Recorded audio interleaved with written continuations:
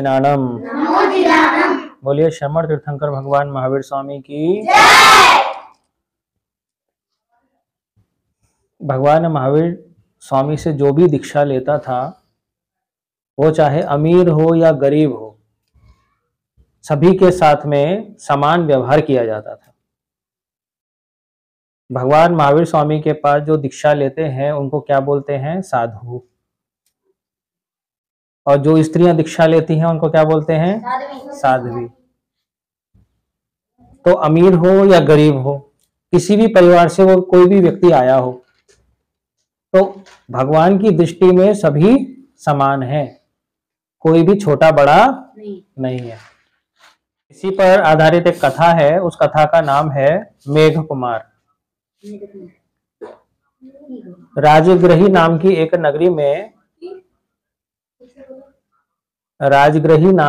नगरी में राजा शरणिक राज्य किया करते थे। उनकी पत्नी का नाम था धारिणी। एक बार धारिणी रानी ने सपने में हाथी को देखा। उन्होंने देखा कि एक हाथी उनके मुख में प्रवेश कर रहा है। सुबह उठ करके उन्होंने राजा को अपने सपने के बारे में बताया। राजा ने राज ज्योतिषियों से पूछा, तो राज ज्योतिषियों ने बताया कि रानी एक उत्तम लक्षण वाले, बलशाली, सुंदर बालक को जन्म देंगी। जब रानी गर्भवती हुई तो रानी के मन में कुछ महीने के बाद में एक दोहद उत्पन्न हुआ। दोहद का मतलब एक प्रकार की इच्छा उत्पन्न हुई कि मैं मेघ के मौसम में हाथी पर बैठ करके सवारी करूं। यानी ये जो मेघ है ना, वो मेघ हो, हाथी हो, उसकी सवारी करूं, बागीचों में घूमूं। ऐसा उसके मन में, रानी के मन में उत्पन्न हुआ। लेकिन उस समय जो था ठंड का मौसम था, सर्दी का मौसम था, तो सर्दी में मेघ कहां से आए? तो अभय कुमार मंत्री ने अपने मित्र देवता की सहायता से सर्दी के मौसम में भी क्या उत्पन्न कर दिए? मेघ। और रानी को हाथी पर बैठाया और एक उद्यान में उनको घुमाया। तो रानी के मन में इस प्रकार का जो दोहद उत्पन्न हुआ, इच्छा उत्पन्न हुई, किसके प्रभाव से उत्पन्न हुई? गर्भ के प्रभाव से। जो रानी के गर्भ में जो बालक था, उसके प्रभाव से रानी के मन में ऐसी भावना हुई। 9 महीना पूरा हुआ तो रानी ने एक सुंदर बालक को जन्म दिया। तो रानी के मन में जो मेघ के मौसम में हाथी पर बैठने की जो इच्छा उत्पन्न हुई थी, उसके कारण से राजा ने उस बालक का नाम रखा मेघ कुमार। क्या रखा? मेघ कुमार। राजमहल में अपने माता पिता की गोद में, शान शौकत में, धन संपत्ति वैभव में वो मेघ कुमार दिन प्रतिदिन बड़े होने लगे। नौकर चाकर उनकी दिन रात सेवा किया करते थे, किसी बात की कोई कमी नहीं थी, राजमहल का सुख भोग रहे थे। कुछ दिनों के बाद जब वो युवा हुए तो राजा रानी ने उनका विवाह 8 कन्याओं के साथ करा दिया। कितनी कन्याओं के साथ करा दिया? 8 राजकुमारियों के साथ उनका विवाह करा दिया।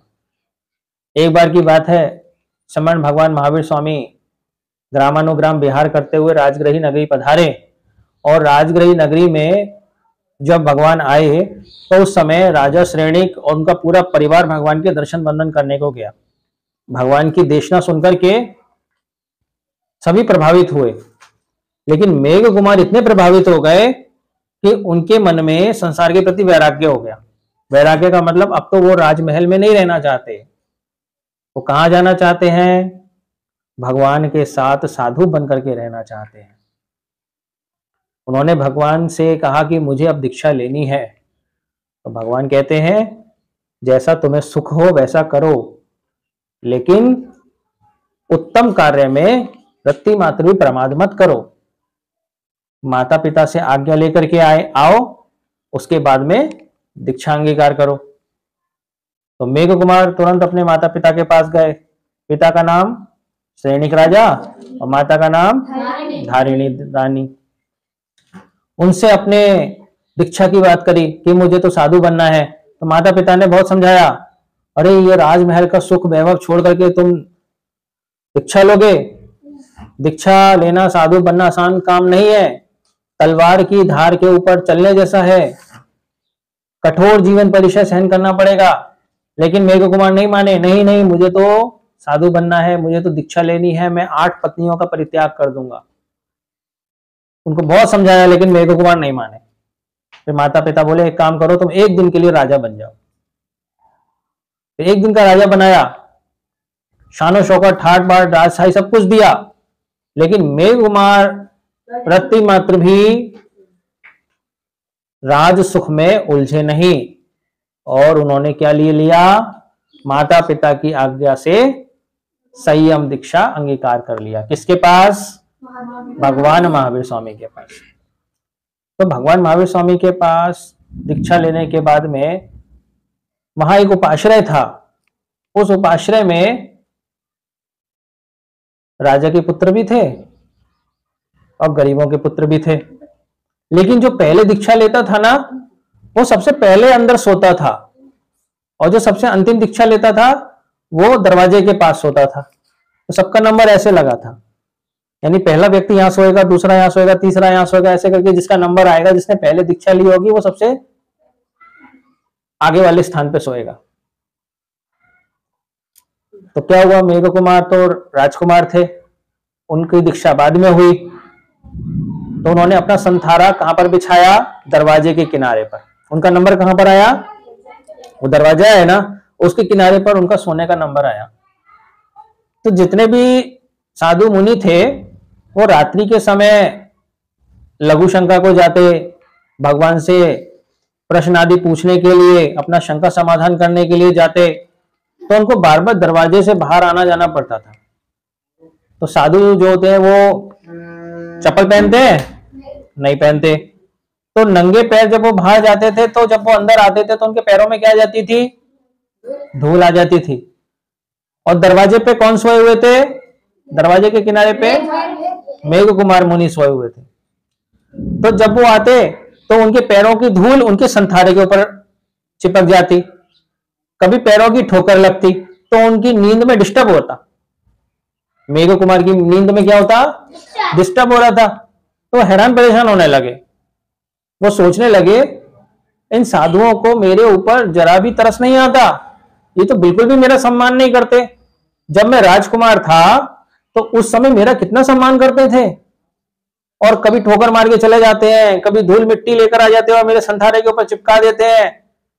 मैं तो परेशान हो गया हूं, मुझे तो नींद भी नहीं आ रही है। बड़ा कष्टकारी जीवन है साधु बनना। मुझे तो जय साधु नहीं बनना। मैं कल जैसी सुबह हो जाएगी, मैं भगवान महावीर स्वामी के पास जाऊंगा और भगवान से कहूंगा, भगवान कि अब मुझे साधु जीवन में नहीं रहना, मैं कल वापस अपने राजमहल में चला जाऊंगा, दीक्षा वगैरह छोड़ दूंगा।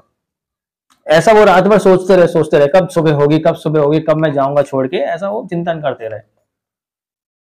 सुबह हुई। सुबह होने के बाद में मेघ कुमार मुनि समर्थ भगवान महावीर स्वामी के पास आए। उन्होंने उनको वंदन नमस्कार किया। तो भगवान तो केवल ज्ञानी थे, तो भगवान तो उनके मन की बातों को जानते थे। तो भगवान बोले, मुझे पता है कि कल रात को तुमको नींद नहीं आई, तुम अभी चिंता में उद्विग्न हो, चिंताग्रस्त हो, तुम्हारे मन में दीक्षा छोड़ने के भाव आ रहे हैं। तुम ये सोच रहे हो कि रात में इन मुनियों ने मुझे उचित सम्मान नहीं दिया, साधु जीवन बड़ा कठिन है, मुझे साधु नहीं बनना, मुझे तो साधु जीवन छोड़ करके वापस गृहस्थ में आ जाना है और वापस राजकुमार बन जाना है। तुम इतने से कष्ट से घबरा गए? सोचो अपने पहले भव को। भगवान ने मेघ कुमार के पहले जन्म के बारे में बताया, उनको याद दिलाया कि पहले जन्म में तुम एक जंगल के पहले भव में तुम एक जंगल में हाथी थे। उस हाथी का नाम था सुमेरु प्रभ। क्या नाम था? उस सुमेरु प्रभ हाथी, जो कि तुम सादा कलर के थे, सफेद रंग के थे, तुम हाथियों के झुंड के स्वामी थे, तुम्हारा एक भरपूर परिवार था। एक बार पूरे जंगल में आग लग गई। क्या लगी? जंगल में आग लग गई, दावानल पूरे जंगल में फैलता चला गया। उस समय तुम्हें कुछ समझ में नहीं आ रहा था, और कितने सारे जंगली जानवर उस दावानल के तो कितने सारे जंगली जानवर उस दावानल में जल करके स्वाहा हो गए। उसमें हाथी का पूरा परिवार भी मर गया और वो जो सुमेरु प्रभ हाथी था वो भी घायल हो गया। और घायल होने के बाद कुछ दिन के बाद में वो आत्र ध्यान करके वो सुमेरु प्रभ हाथी भी मर गया और मरने के बाद में वापस विंध्याचल नाम के जंगल में पुनः हाथी के रूप में पैदा हुआ। वो हाथी मरा, अगले जन्म में फिर क्या बना, फिर से हाथी बना दोबारा। एक बार जंगल में एक बार भीषण गर्मी पड़ी और उस भीषण गर्मी में जंगल में आग सुलगने लगी और आग धीरे धीरे पूरे जंगल में बढ़ती जा रही थी, दावानल बढ़ता जा रहा था। तो जो सुमेरु प्रभ हाथी था उसको पहले जन्म का याद आ गया। अरे पहले जन्म में भी जब मैं हाथी था तब जंगल में आग लग गई थी, उस आग के कारण जंगल के सारे जंगली जानवर मर गए, साथ में मेरा पूरा परिवार भी जल के मर गया और मैं भी घायल हो गया। इस बार मुझे बचाना है, इस बार किसी भी जंगली जानवर को मरने नहीं देना। तो उसने क्या किया, एक मैदान होता है जिसमें झाड़ वगैरह लगे होते हैं, उसने झाड़ वगैरह हटा करके उसको साफ कर दिया और साफ करके उसने एक समतल मैदान बना दिया जिसमें घास का एक तिनका भी नहीं था। अगर घास का जहां तिनका होगा वहां पे आग जल्दी लग जाएगी, तो घास के तिनके से रहित तो उस मैदान को एकदम क्लीन कर दिया और उसने पूरे जंगल में सभी जंगली जानवरों को बोला अगर अपनी जान बचानी है तो जल्दी जल्दी आओ और इस घास के मैदान, जो घास का मैदान था, इसको मैंने एकदम क्लीन कर दिया है, यहां पर आकर के रुक जाओ और अपनी जान बचा लो। अगर किसी पेड़ के नीचे रहोगे, कहीं पर भी गाछ के नीचे बैठोगे, अगर उसमें आग लगी तो तुम जल करके मर जाओ।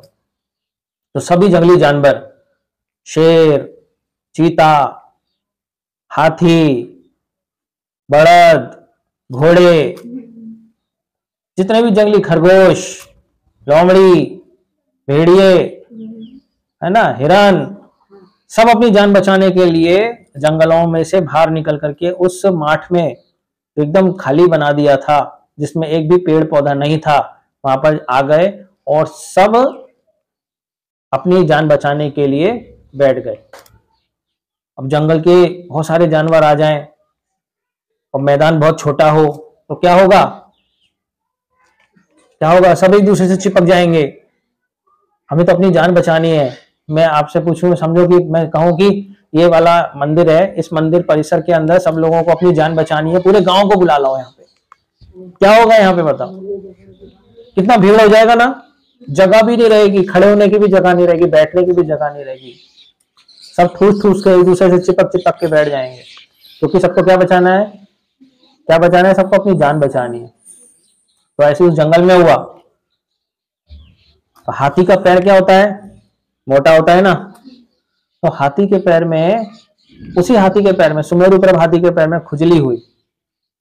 खुजली को क्या बोलते हैं, हाँ, चूलखानी हुई, खुजली हुई हाथी के पैर को।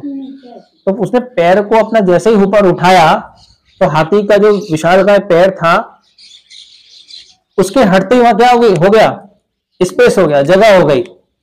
और एक छोटा सा खरगोश जो बड़ा घिचपिच में बैठा हुआ था, जो प्रतिकूलता महसूस कर रहा था, उसको समझ नहीं आता कि थोड़ी सी कहीं जगह मिल जाए तो मैं थोड़ा सा चैन की सांस लूं।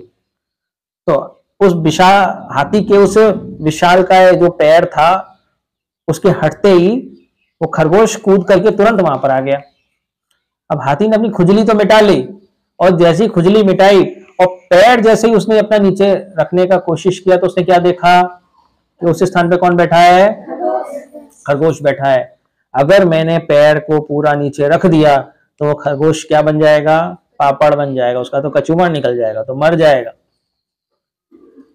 तो उसके मन में दया आ गई, नहीं, मुझे इस बेचारे खरगोश की हत्या नहीं करनी, मेरे निमित्त से ये खरगोश मर जाए, मुझे ऐसा पाप नहीं करना, मुझे इस खरगोश की जान बचानी है। वो बताओ उसने क्या किया, उसने अपना पांव जैसा था वैसा ही रखे रखा, मोड़ करके रखे रखा। 3 दिन तक पूरे गांव में दावानल सुलगता रहा। तब 3 दिन के बाद जंगल की आग शांत हो गई। तब सब जंगली जानवर उछलते कूदते भाग करके इधर उधर चले गए। लेकिन वो जो हाथी था वो बताओ जा पाया? नहीं जा पाया। क्यों? क्योंकि उसका जो पैर था वो जकड़ गया था। क्या हो गया था? जकड़ गया था, अकड़ गया था। वो अपने पैर को हिला भी नहीं सकता था। उसने बहुत कोशिश करी कि मैं अपना पैर नीचे रखूं और अपने चारों पैरों से चल करके पानी पीने के लिए जाऊं, लेकिन उसका पैर तो हिल ही नहीं रहा था। वो खरगोश भी जा चुका था वहां से। केवल उस माठ में अकेला कौन रह गया? हाथी।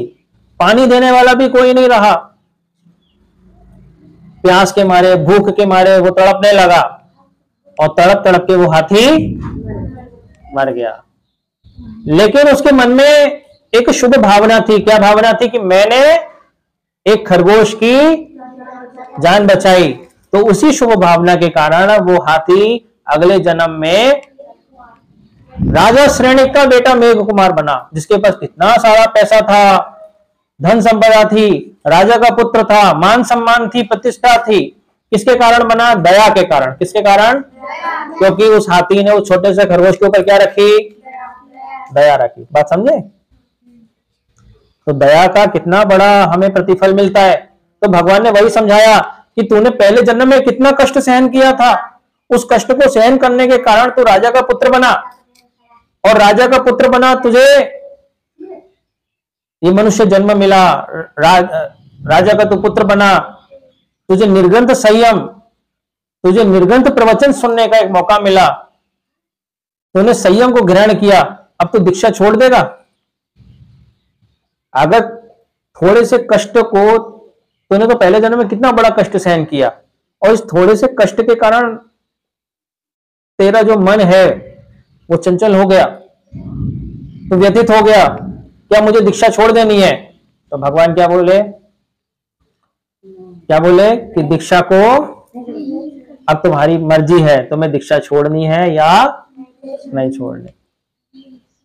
तो बताओ मेघ कुमार ने क्या किया? भगवान से बोला कि नहीं प्रभु, अब मैं समझ गया, छोटे से कष्ट के कारण मैं तो उद्विग्न हो गया था, नहीं अब मुझे दीक्षा छोड़नी नहीं है, अब मैं इस दीक्षा में, संयम में पूरा जीवन बिताऊंगा और निरतिचार रूप से संयम का पालन करूंगा। और मेघ कुमार ने ऐसा ही किया, पूरे जीवन में संयम का पालन किया, कठोर तपस्या करी, आत्म साधना की, मेडिटेशन किया, और अंत में अपना आयुष्य पूर्ण किया, और मरने के बाद में अनुत्तर विमान में देव बने।